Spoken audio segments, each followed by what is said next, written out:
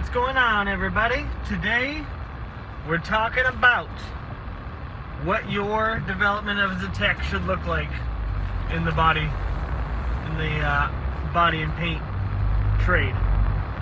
I think this is probably pretty standard across most shops, but I think most people aren't trying to be everything, aren't trying to be great at everything. They just want to be, one thing. Most of them want to be painters. But that's kind of, in my opinion, that's like the last step in the process. I think you should follow the process all the way through. Get good at all of it. That way you can do everything from beginning to end. Sorry, that's my groceries. I think too many people, I think our industry is splitting and becoming kind of very specific, and where we don't have tapers prepping and we don't have painters doing anything other than painting. Techs aren't prepping anymore or painting I think if you can't do it all from beginning to end, then you should make that your goal to be able to do that, because it's going to suck if one day your taper doesn't show up and you don't know what to do, and then you're stuck. So basically, if you're getting into the field, you're going to start off being a prepper. So, or at least at most shops. No, probably, I don't see nobody's just jumping into being a tech. So, you're going to start off as a prepper. And what that usually entails is disassembly and prepping stuff for paint. And that's just sanding it, learning how to sand correctly, learning how to feather correctly. Big thing there is just learning how to take things apart quickly and efficiently, and then remembering how to put them back together. That's the biggest thing. To do that, really, you just want to stay super, super organized. Sometimes the same person who took it apart isn't putting it back together. So over-labeling everything, making sure everything's labeled really well, making sure all your parts are labeled, all your parts are together, everything's in the parts bin where it belongs, and all of the hardware in the parts bins are labeled, either in bags or in parts bins, whatever.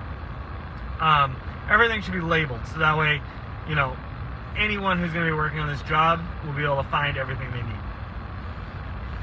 The next step, the other part of that is the actual prep work. So being able to sand, feather out chips, knowing what to do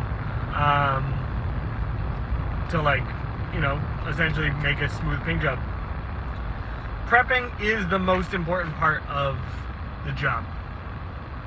A lot of people think that it's paint, but the fact is, if you lay paint down over shitty prep work, then you're just going to get a shitty paint job. Everything depends upon the prep job being done well, the prep job and the bodywork being done well. That's all that matters. You really, all those 80 scratches, if there's 80 scratches, if something wasn't feathered right, if there's chips, if there's a million things can be wrong, and once you add paint to it, it's going to stick out like a sore thumb. So making sure that you know what you're doing as far as prepping and how to get it so that it's going to look good when it's finished is, the most important thing that's going to happen on that job. The most important hands to touch that job will be the prepper's hands, and the most important tool used on that job will be the DA.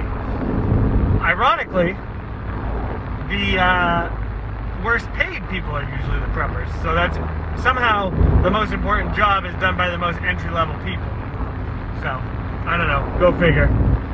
But just making sure, attention to detail and all those things, those are very important in that kind of area of the shop. The next thing most people are going to learn how to do is tape. And again, taping means being very, very careful and checking your work. If you're taping cars, I don't want to say it's easier, but it's easier because it's not as big of a surface to cover, and when you're covering, a car with a piece of plastic or whatever, it's not the same as when you're, having to rag up a dump truck or having to plastic a whole truck. Obviously the bigger the area that you're taping, the more likely there is that there's going to be a hole, which means the more likely it is that it's going to leak, and then you're going to get overspray all over your job. So again, a paint job is only going to be as good as its tape job. So pay attention to what you're doing. Attention to detail there is the most important. Not many tools involved. Pretty much by the time it gets to the booth, everything should be done to it so that it's ready to paint, except for, you know, covering up what you don't want to paint it. There's also a lot of overlap in some, especially in my shop. I honestly don't know how other shops are run too well. But it seems like in some shops, all these jobs are going to be completely different. In some of these jobs, there's going to be overlap. Like, you know, your painter might tape, or your prepper might tape, or the, you know, disassembly might tape, whatever. So there might be overlap here, but these are just kind of the things that I think you should learn, or this is the order I think that you should learn this stuff in. Next up is going to be your parts changing. So just being able to, you know, take off a fender, put on a new fender, and just being able to look at something and just be able to disassemble it and put it back together with the correct pieces, and changing out the correct stuff. This isn't difficult, but it can be time consuming, and also you need to be careful, especially in an accident situation. You can cause more damage on accident trying to get something apart, you know, cutting it or whatever. You need to be able to control things like your air hammer, your your cutoff wheel, you know, if you have to torch or whatever, you need to be able to keep your tools under control and know what you're doing, know what you're looking at. You know, I could do surgery with my cutoff wheel at this point. I've been doing it for so long. But if you're still new to it, you know, you may want to duct tape around stuff, or just put something between the blade and the panel if it's not getting, or something between the wheel and anything that's not getting replaced in paint. And also, this is going to sound silly, but making sure you know what the job is. Make sure you know what's getting changed and what's not getting changed, so that way as you're taking it apart, you can keep an eye out, and if, you know, the estimator or the guy who wrote it up at the shop missed something, you can bring it to them immediately, and get that stuff in order. It's gonna suck if you get, you know, most of the way through a job and you go back to reassemble it, and, you know, you find out that the part you need is 3 weeks away. That's gonna really suck. So being able to pay attention, understand what you're doing, and being able to do things, again, just efficiently and neatly organized. Staying organized is huge. I've talked before about work tables, where all of my tools, I set up a table that's specifically just for tools. I lay all my tools out on it, and then no matter where I am on the truck, once I finish with the tool, I bring it right back and put it right back on the tool table. And then nothing else goes on that table except for the tools that I need for that job. That would be this stage of the game. That's where I would be using that kind of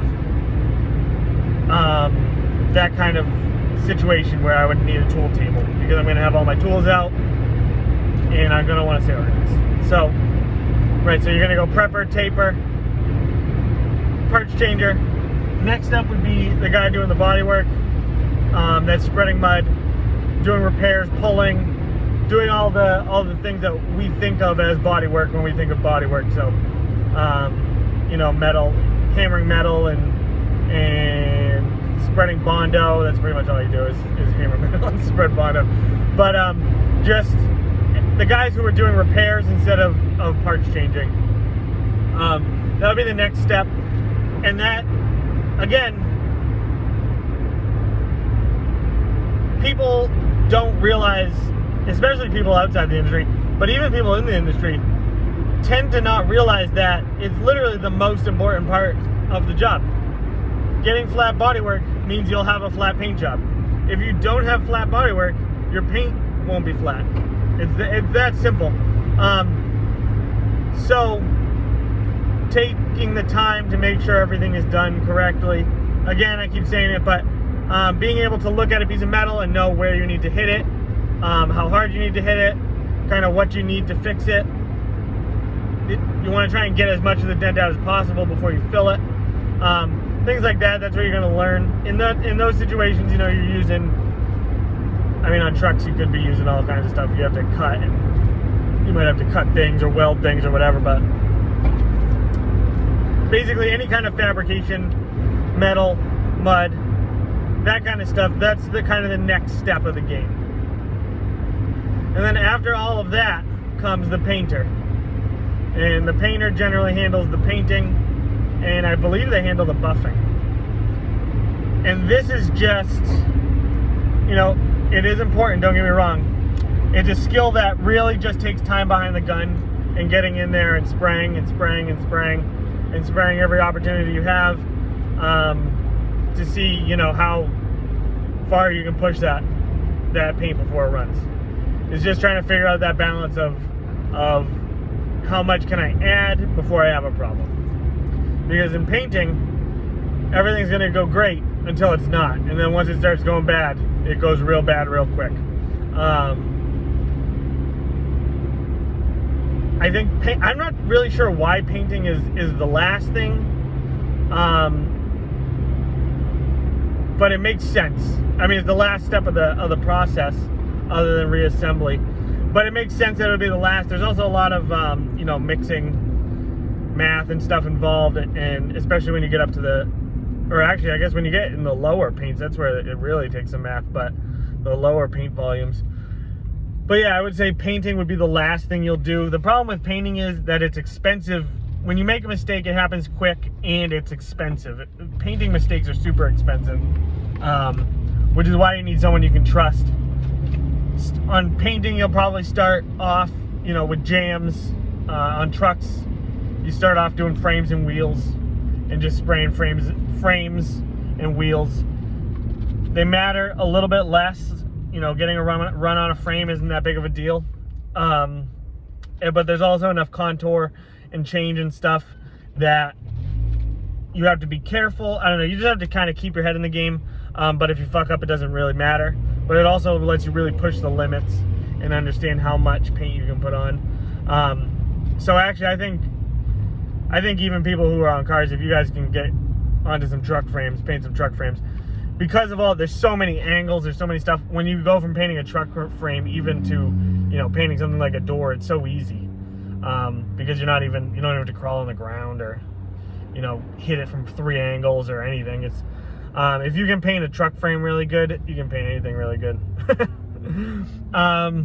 So yeah, that's pretty much it. That's the path you'll follow, or I believe you should follow when you come into the auto body trade. So just to recap, start off as a prepper, doing disassembly and prep work. Go to taper, taping up jobs after they've been prepped. Then to a parts changer, then to a body tech, and then to a or a repair tech. I don't even know what you call that. I think they call parts changers body techs too, but it's not really the same.